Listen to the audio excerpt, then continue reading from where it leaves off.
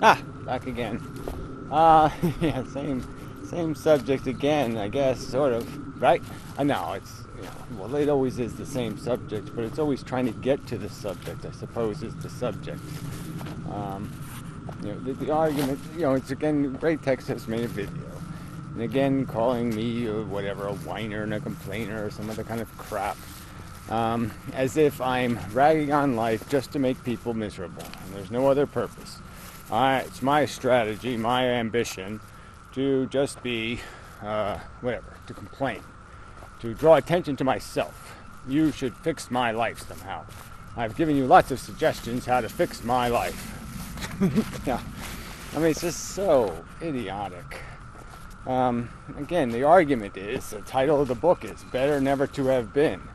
Well, I guess the only way you can do the never to have been thing is you sort of have to prevent it in the future. You can't really undo your existence.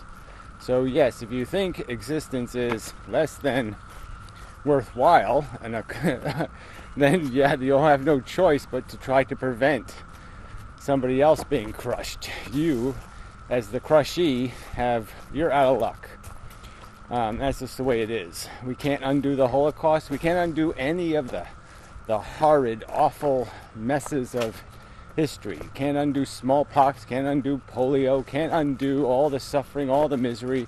All that shit is forever in the book, okay? And that's it. And no one's sitting here saying, well, look, if we complain enough and whine enough, it'll undo it. No, it won't.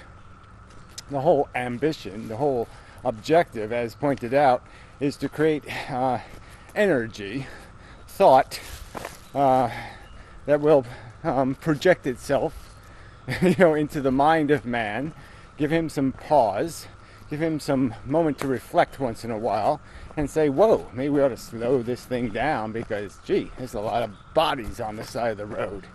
There's a bit of a mess being made. And maybe we should take responsibility for that. Yeah.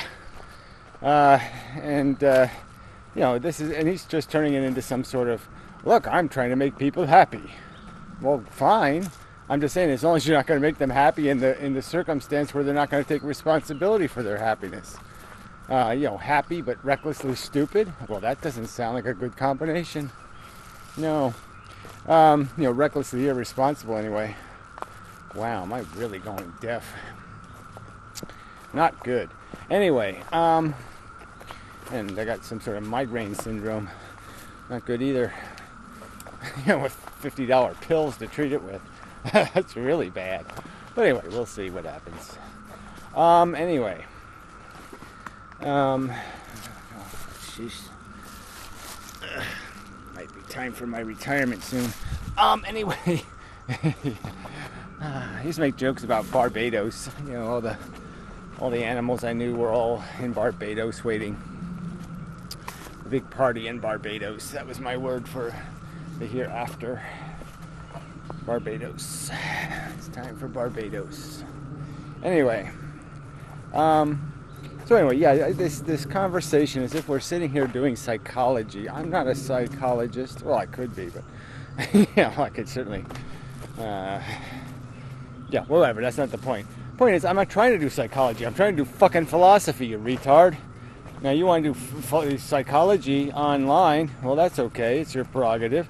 It's a free world, sort of, kind of, maybe, in places. But don't label yourself as something other than a snake oiler.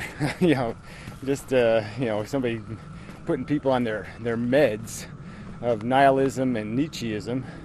Give them a good dose of it and see if they can pretend there's something worth Ubermanning over, menching or whatever.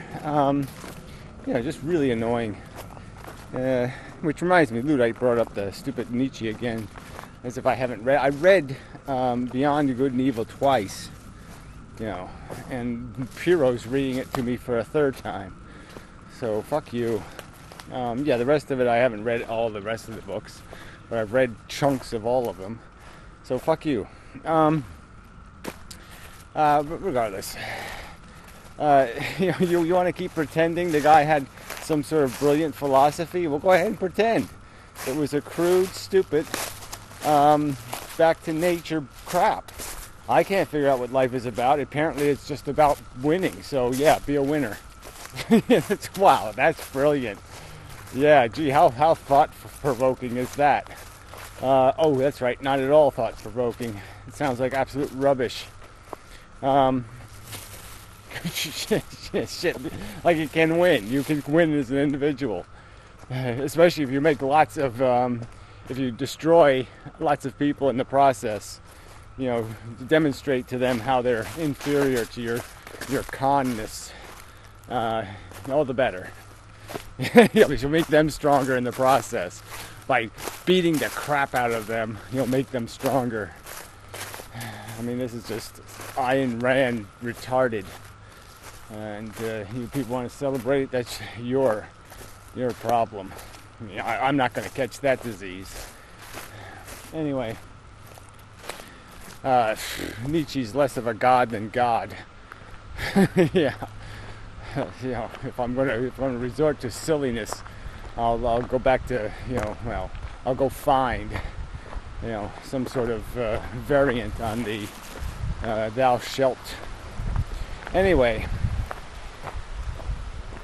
so the point is again, he keeps arguing psychology. He keeps arguing as if this is about me, and it's about angst, or it's about my personal this or my personal that, and it's just such an offensive way to frame a conversation, especially when he's the one advocating for that very thing.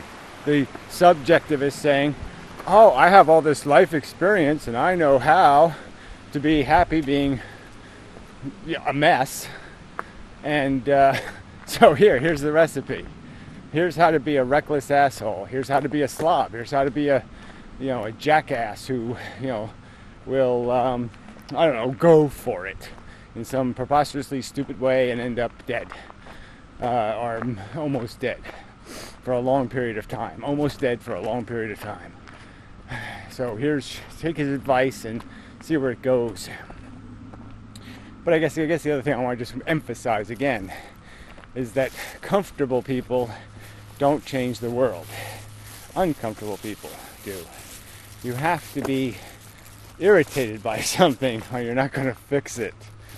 It's like a wound has to scream at you and say, hey, I'm here. It has to bleed or hurt or do something, or else you'll just ignore it and you won't put a band-aid on it and you won't give a fuck. So yeah, there's got to be squeaky wheels in your brain that need greasing for you to grease the world. The correlates have to exist in you. There's something broken, it has to break you for you to fix it. That's just the way it works. So it's just stupid to think what's necessary to get the job done is going to be got done by not caring. It's just crazy. Not being bothered. And the dead cicada. What he dead of? Do an autopsy. Stomparoni. Yeah, I think he just got stomped. Yeah. Anyway. So till next time and such, so forth and whatnot. Yeah. Go running. Alright, do a little bit of an add-on. So he did title the video, In Mendham, the World's Oldest Baby. So I don't know what the point in that is. How's that to the point at all? So anyway, talking about x-rays over here. So anyway, he found out, I guess, his wrist is broken. So whatever, we'll just play some of this, just real quick. Just jump through it. It's all the same stuff. Just for the sake of good old warbles on a lot, fracture of the scaphoid bone. It's a crack going right the way down, and I've researched it on the interwebs, and it's the one will take longer to heal than the other part. Yeah, well, too bad. Sorry. Yeah, life. Don't we have barriers and everybody else? He's being a narcissist. Whilst he's saying all these things, of course, he's showing footage of himself swimming in slow motion. Yeah, again, I guess you just don't get it. there's things that are called philosophies, which you espouse as being the truth of the universe, and what you do personally, what you personally think is aesthetic or artistic or, I don't know, different or weird or, all that taste crap. So if I put, whatever, chocolate cake in the background of the videos. I mean, maybe if you edited your videos, you could put yourself bicycling in the videos. I wouldn't consider that a philosophical commentary. Yeah, that wouldn't be the conclusion I would draw. With no sense of fucking irony whatsoever. He's too stupid to understand these things. Whatever. Again, you're the one who can't make a philosophical argument. All you keep making is the power of positive thinking arguments or something, or the buck up argument, or brush yourself off, or bootstrap yourself. I mean, that's the irony of your rhetoric, is sometimes you sound just like the Tory type, quit whining. We're getting richer. We're doing fine. You poor people, get a job.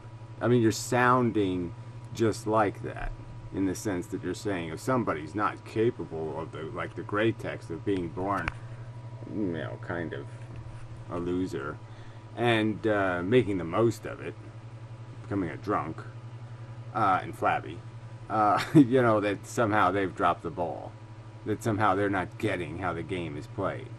If they say, "Gee, I could have took a buy on this one," this isn't exactly what I call a good idea, but whatever. Rainbow chaser and such. Suffering in such a scenario. Like, there's pain. I sense pain with my sense perceptions. I can sense the pain, and then I have a reaction to that pain. An amount of oh, whatever. So this more convolution. Like, the pain itself isn't enough to say, "Whoa, that's suffering." Somehow I have to think that it's suffering before it's suffering. I mean, this, we'll just complexify it infinitum. And you say you watched the video, but you didn't watch it, obviously. I mean, it's obvious. It's in the video I point out that pain isn't the only form of suffering. So again, you're just kind of missing the story, the overall theme here. suffering. The brain generates the suffering as a reaction to the pain. Oh, whatever. Yeah, the debilitation, the breakdown creates sensations that are fundamentally unpleasant. And that's, yes, it's the whip part of the mechanism to drive us away from whatever it is that's causing us an unpleasantness, an irritation, whatever fits into the category, a tedium, a monotony. Yes.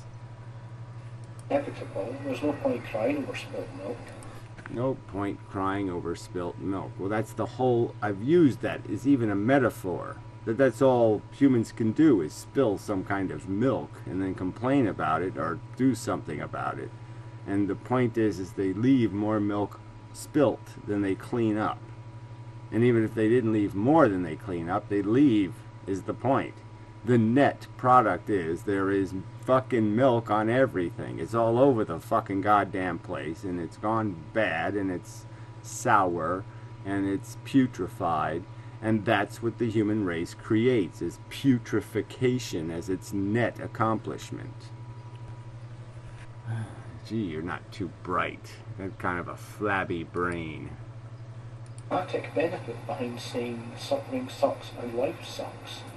Yeah, you don't see the benefit in informing people who are really gung-ho and really caught up in it and really fighting and doing the whole ambition thing and doing all the psychological crap that we're born into, that maybe somebody once in a while should tell them, to give them a little bit of a surprise and say, wait a minute, maybe you ought to think about what's going on inside your brain, because guess what? Most of it's bullshit. Absolute bullshit. And the real game is this.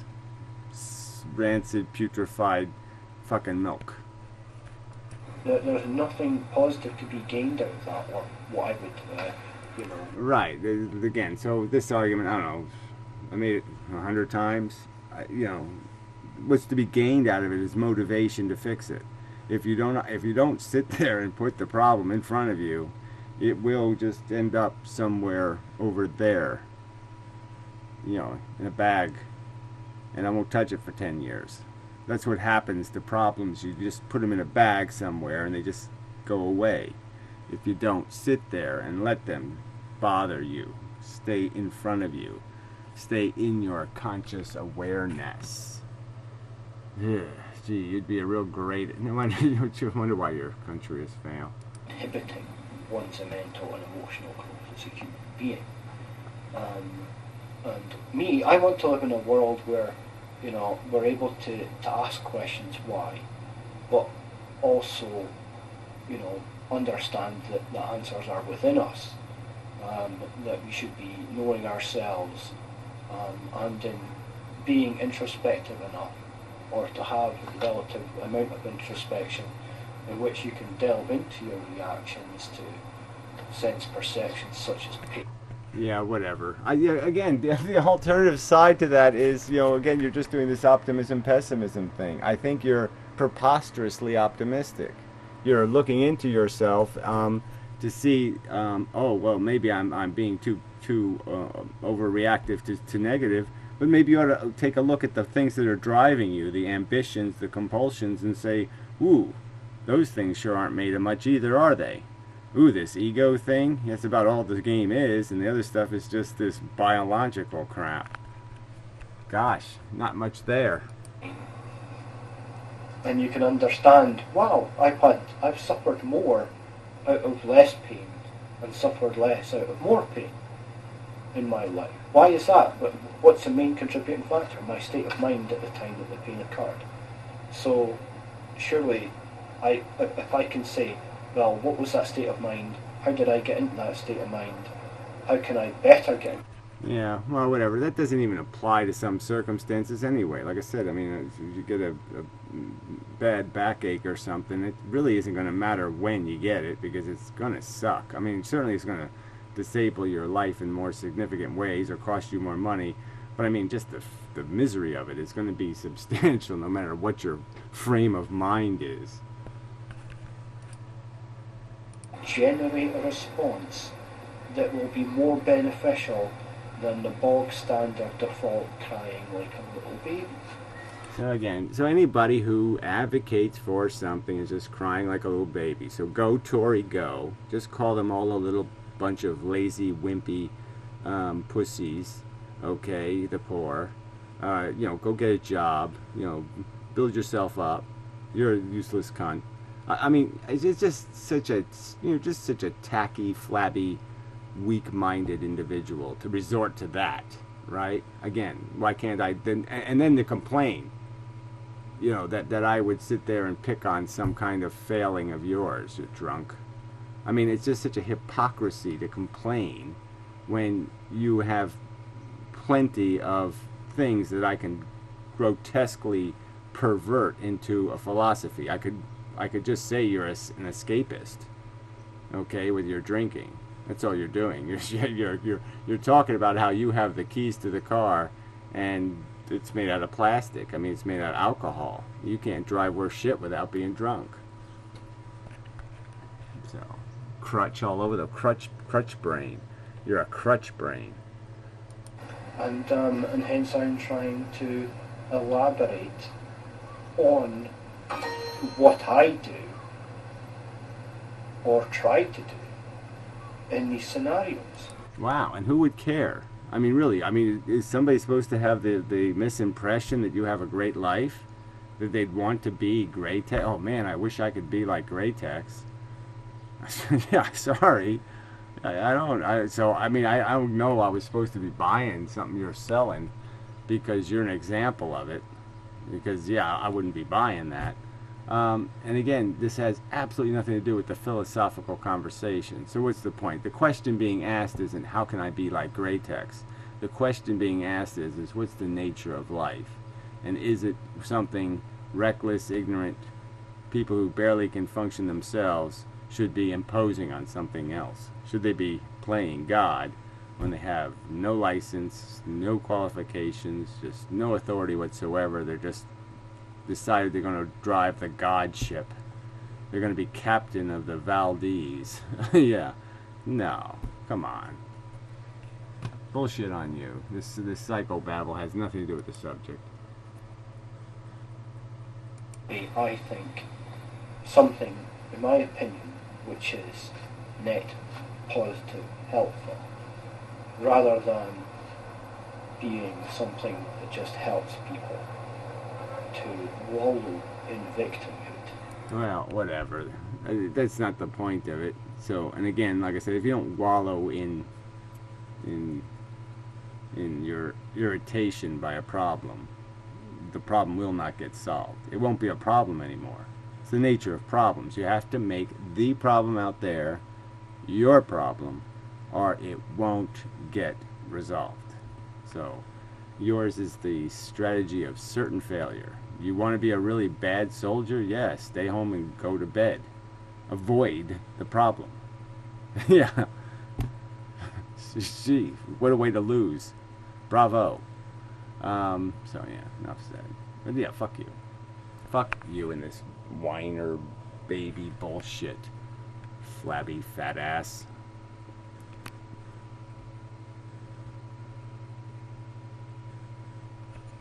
Ugh, I did hit